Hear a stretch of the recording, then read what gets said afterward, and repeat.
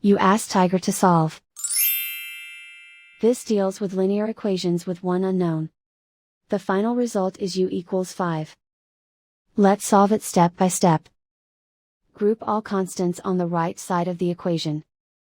Add 2 to both sides. Simplify the arithmetic.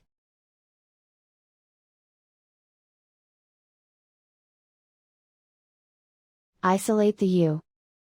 Divide both sides by 3. Simplify the fraction.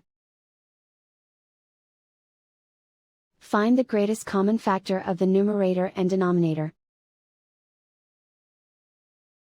Factor out and cancel the greatest common factor. And so the final result is u equals 5.